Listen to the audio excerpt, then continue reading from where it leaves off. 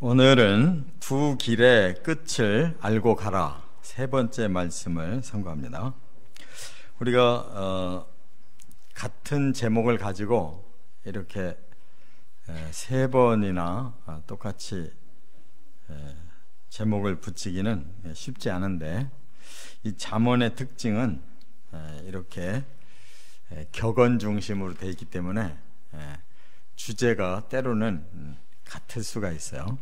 그래서 처음 시작되는 길은 잘 모르고 시작하지만 이제 끝이 반드시 좋아야 된다는 거, 이 결론을 거두기 위해서 어떻게 해야 되느냐 하는 것을 말씀하고 있는데, 우리 사람은 불완전한 존재이기 때문에 처음 시작할 때는 자기 나름대로 최선을 다해 판단할 수 있지만, 그러나 끝이 반드시 좋으리라고 하는 보장이 없습니다. 그래서 어떻게 하면 시작부터 끝까지 바른 선택과 바른 결과를 거둘 수 있느냐를 잠언에서는 하나님의 말씀으로 들어가서 그 말씀이 주시는 그 결론을 거두는 것이 최선이다, 이렇게 교훈을 하는 거예요. 그래서 우리가 다시 한번 돌이켜보면 의인의 길이 있고 악인의 길이 있다 하는 겁니다. 의인의 길은 가기가 조금 힘들어요. 그러나 끝이 좋고, 악인의 길은 쉽게 가지만 끝이 나쁘다는 거예요. 또 하나는 자복의 길이 있고 숨김의 길이 있다. 자기 잘못을 그대로 다 고백하면서 살기는 좀 마음이 쉽지 않지만, 그러나 우선 쉽게 잘못을 숨기다가는 끝이 나쁘다 하는 걸 말씀했어요. 또 경외의 길이 있고 완악의 길이 있다 그랬어요. 하나님 경외하는 것은 우리가 두렵고 떨림으로 힘들게 살 수밖에 없지만 끝이 좋고, 완악의 길, 내 고집대로 하는 것은 쉽게는 시작할 수 있지만 끝은 반드시 나쁘다. 또 성실한 길과 굽은 길이 있다 그랬어요. 매사에 최선을 다하는 성실한 길을 가려면 많은 노력이 필요해서 힘들지만 끝이 좋고, 굽은 길, 그때그때마다 약삭 빠르게 지름길, 개구멍이라도 들어갈 수 있는 삶은 쉽게는 가지만 끝이 안 좋다는 거. 또 근면한 길이 있고 방탕한 길이 있다 그랬어요. 열심히 땀 흘리며 살기가 쉽지 않지만 땀 흘리는 만큼 좋은 결과 거두고, 방탕한 길은 우선은 내 마음대로 편안하게 즐겁게 욕망대로 이렇게 사는 건 쉽지만 끝이 반드시 나쁘다는 거. 충성된 길과 조급한 길이 있다 그랬어요.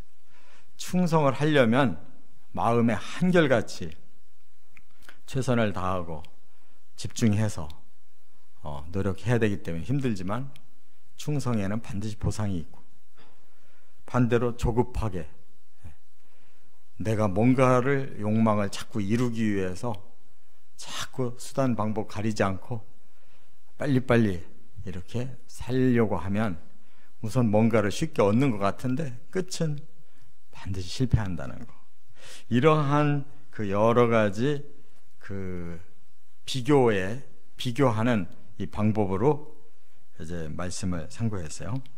오늘도 이제 마지막으로 똑같이 반대의 길을 보여주고, 어느 길로 가는 게 참된 길이냐, 우리가 두 길의 그 끝을 알고 출발해야 된다. 이게 바로 하나님의 도우심과 또 하나님의 주신 말씀이라는 매뉴얼을 믿고 가라, 그 말이에요.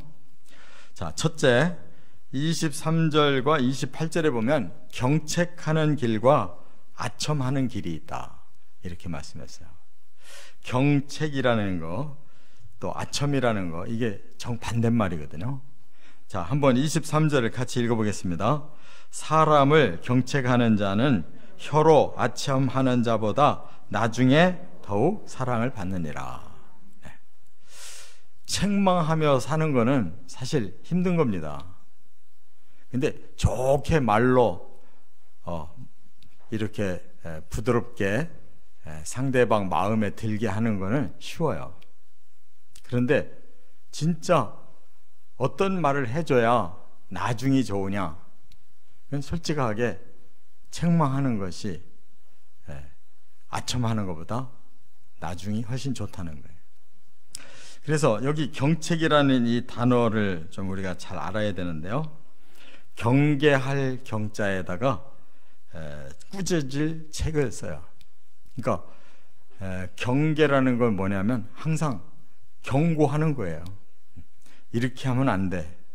그리고 이렇게 하는 건 잘못된 거야 라고 이렇게 바르게 가르쳐 주는 거를 경책이라고 그러거든요. 원어가 약하흐라고 그러는데 책망한다, 꾸짖는다, 한자로 똑같아요. 그런데 이렇게 하려면 상대방의 마음이 상하는 거죠. 칭찬해야 좋아하지, 너 이렇게 하면 안 돼 하고 책망하는 거는 듣기 싫어하잖아요. 다 모두가 공통적이에요.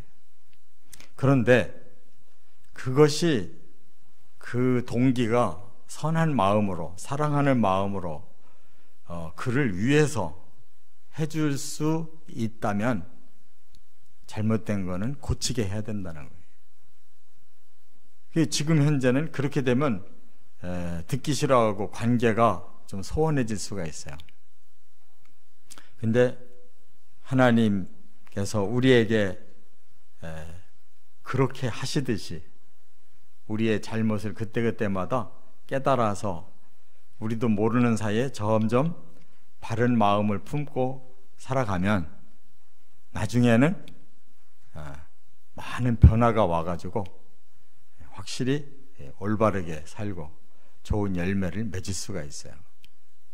그런데 사람의 마음에다 기준을 두고 아니 내가 뭐하러 듣기 싫은 소리 하랴, 좋은 말로 그냥 적당하게 상대방 기분 좋게만 해주자, 이게 아첨이거든요.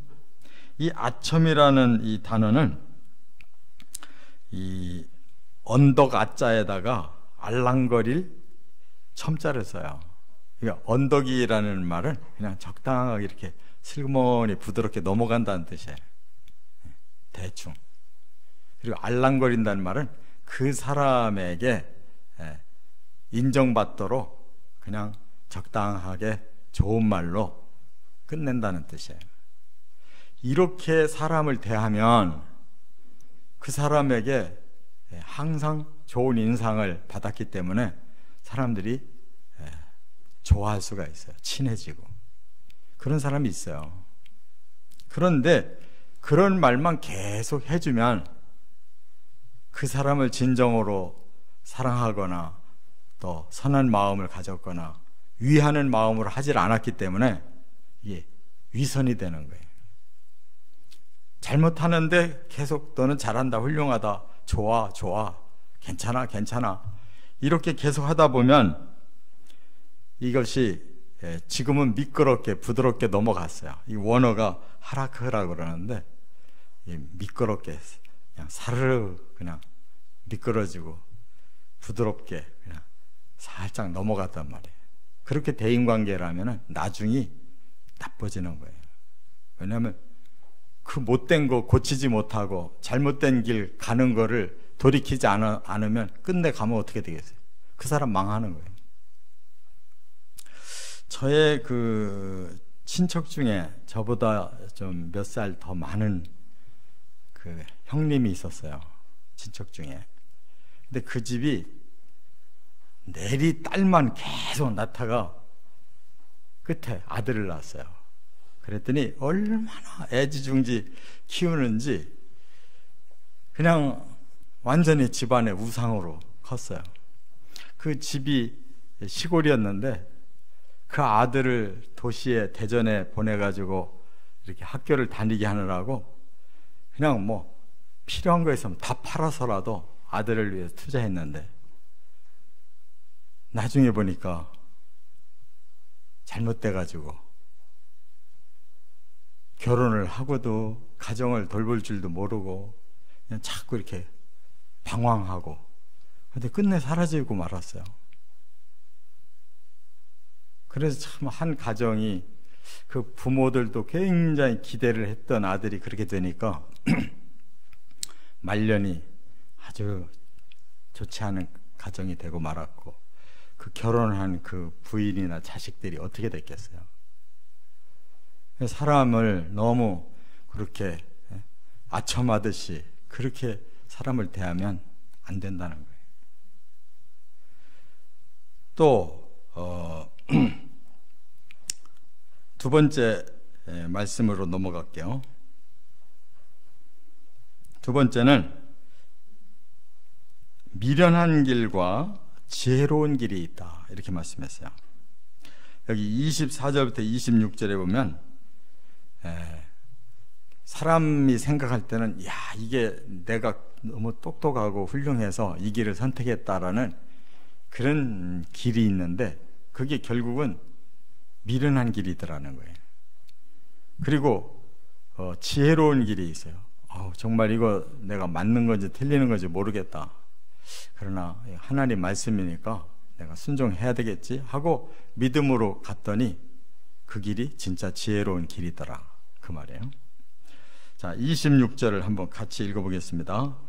자기의 마음을 믿는 자는 미련한 자요, 지혜롭게 행하는 자는 구원을 얻을 자니라.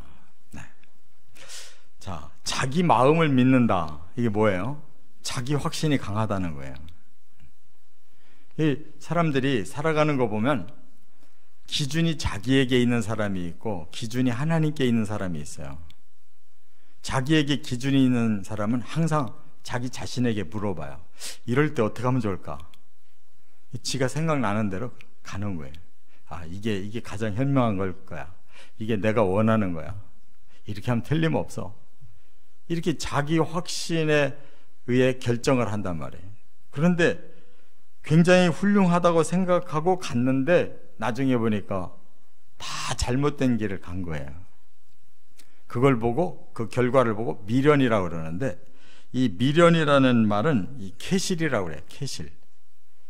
바보, 멍청이라는 뜻이에요.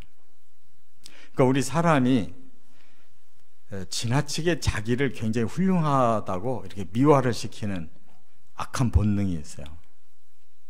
그래서 나는 바보야, 난 멍충이야, 이런 사람 하나도 없어요. 나 정도면 굉장히 똑똑한 거야. 사람들이 몰라줘서 그렇지 나 알고 보면 대단한 사람이야. 자기가 자화자찬을 해요. 그리고 자만, 이제 그런 사람들이 자만심이 있어요. 스스로 자자에 거만할 만자. 자기를 스스로 자꾸 높여요. 그렇게 자기 확신 속에 사는 사람은 뭐가 틀렸든지 뭘 모르든지 아무 상관이 없어요. 자기 나름대로 만족하면 그 길로 자꾸 가려고 그래요. 그런데 그것은 잘못된 길이라는 말이에요. 악한 본성이 가르쳐준 길이에요. 그러면 결국은 죄 짓고 나쁜 짓 하고 실패하고 끝이 안 좋은 거예요. 그런데 반대로 지혜로운 사람은 어떤 사람이냐면 자기를 믿는 게 아니고 하나님의 진리를 믿는 거예요. 그래서 내 생각은 이런데 과연 하나님 말씀은 뭐라고 하실까 하고 하나님 말씀을 자꾸 살펴보는 거예요. 그리고 기도하고 하나님을 의지하고 이렇게 하나님 중심으로 자꾸 기준을 세우고 가는 사람이 있어요. 그런 사람은 점점 지혜로운 길을 가게 되더라, 그 말이에요.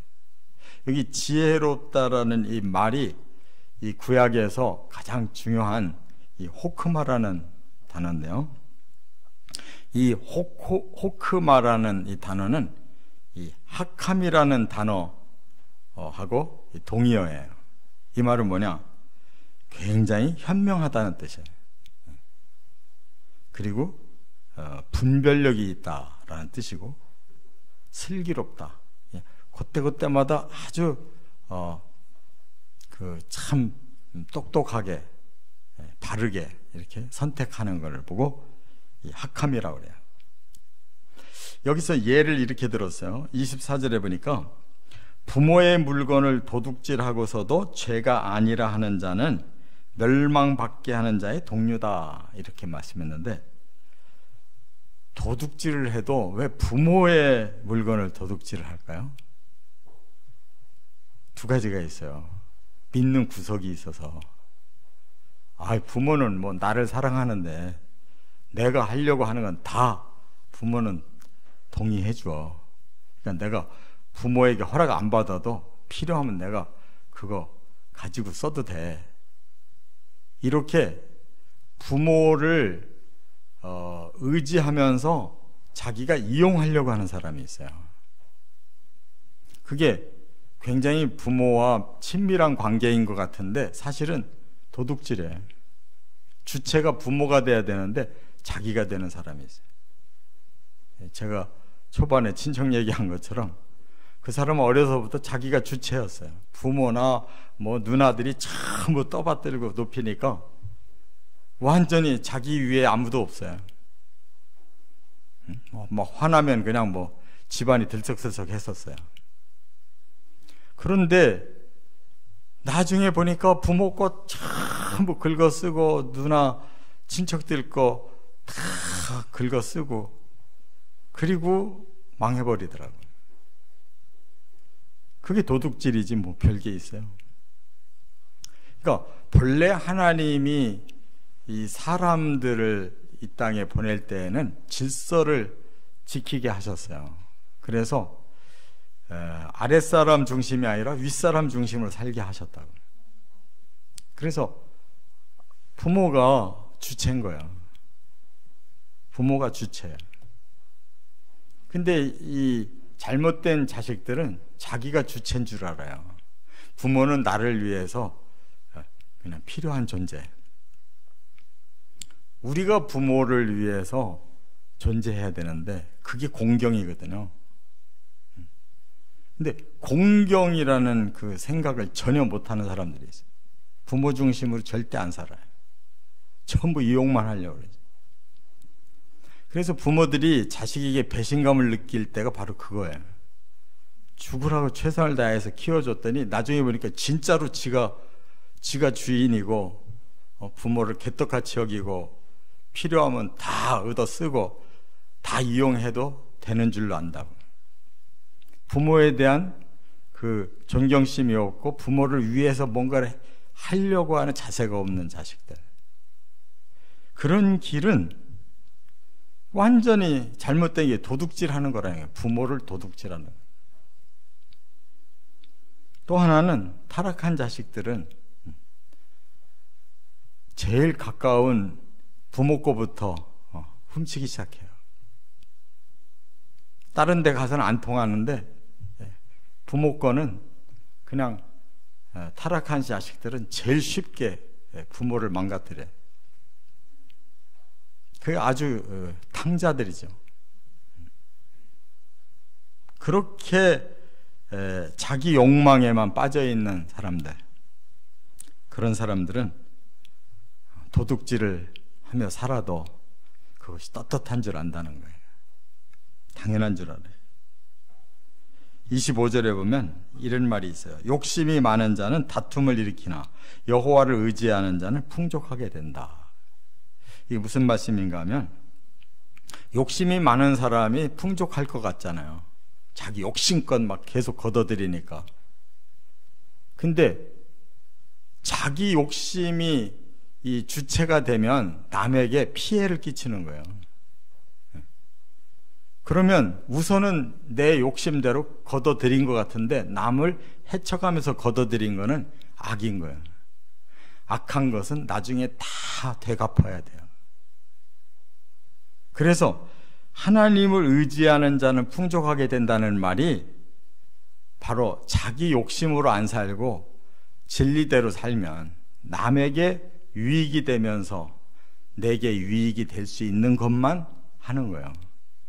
그러면 이것이 시간이 좀 길게 가더라도 남을 해치지 않고 유익하게 살아주니까 그 사람들도 우리에게 유익을 주는 존재가 되는 거예요. 이게 시간이 걸릴 뿐이지, 남의 것을 뺏어가지고 내 욕망 채우려고 하는 사람은 쉽게는 얻는 것 같아도 결국은 남을 해치다 보니까 자기가 그 벌을 받게 되는 거예요. 하나님 진리대로 남의 유익을 위해서 최선을 다해 노력하는 사람, 그 사람은 항상 뭔가 손해보는 것 같고 내주는 것 같아도 바르게 살았기 때문에 언젠가는 그 대가가 그대로 자기에게로 돌아온다. 그게 풍족이라는 뜻이에요.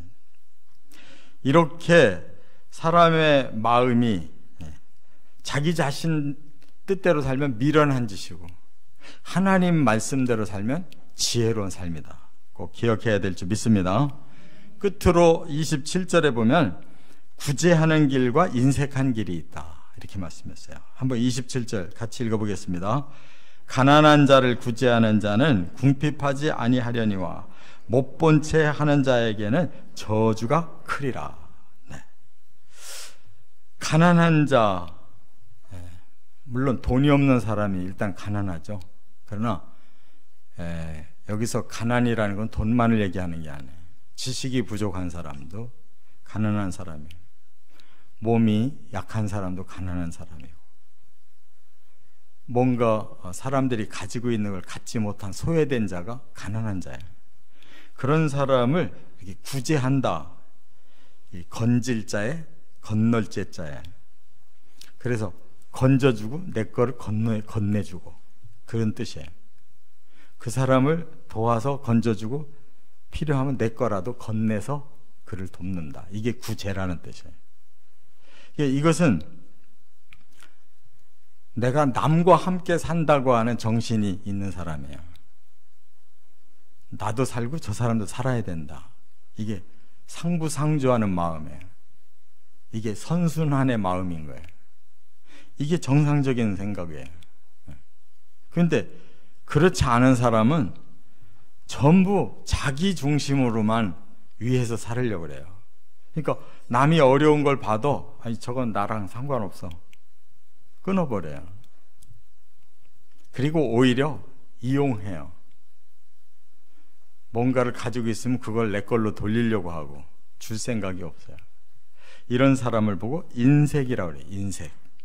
그래서 아낄 인자에 아낄 색자에, 뭐든지 자기를 위해서만 쌓으려고 하는 사람, 남에게는 손톱만큼도 주고 싶어 하지 않는 사람들이 있어요. 그러면 우선은 자기 것이 나가지 않으니까 자기가 많이 갖고 풍족하게 살 것 같아요. 그런데 사람들은 선순환을 하도록 하나님이 지어주셨기 때문에 자기 중심으로만 뭉치는 악순환으로 살면 그게 나중에 자기에게 돌아오는 거예요. 남에게 악을 주고 자기에게 유익만을 챙기는 사람은 나중에 그 악이 자기한테로 돌아온단 말이에요. 그게 바로 성경의 말씀이에요. 그렇기 때문에 나눔이라는 것은 멀리 보면 나를 위한 거예요. 내가 나누었을 땐 나중에 나에게 다시 돌아오는 거예요.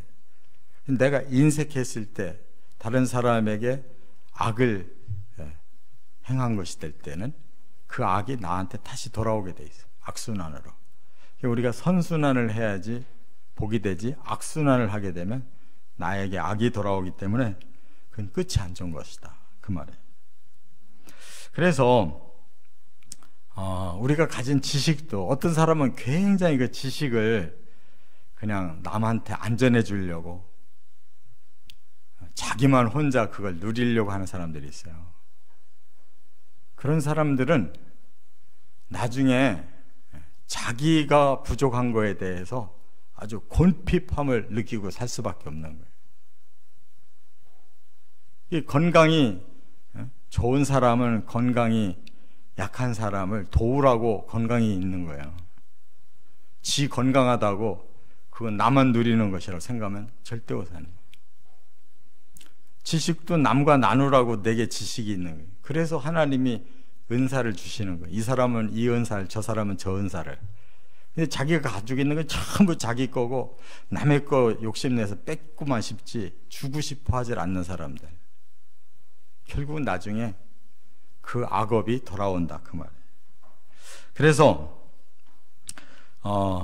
이런 말이 있어요. 하나님은 우리 인생들에게 긴 젓가락을 주셨대요. 긴 젓가락. 왜? 그 젓가락으로 자기를 위해서 먹으려면 못 먹어요. 남을 위해서 주는 건 얼마든지 줄 수 있어요. 그러면 서로 긴 젓가락 갖고 서로 막 주면 둘 다 배부르게 먹잖아요. 절대 그러려고 안 하는 사람이 있어요. 어떻게 해서라도 자기만 먹으려고 하는 사람들. 그런 사람들이 지옥에 있는 거예요. 천국은 전부 남을 먹여주려고 하는 사람들이 있기 때문에 천국은 서로가 배부르고 아름답고 풍족하게 사는 거예요. 이 땅에서 천국과 지옥을 경험하고 산다고.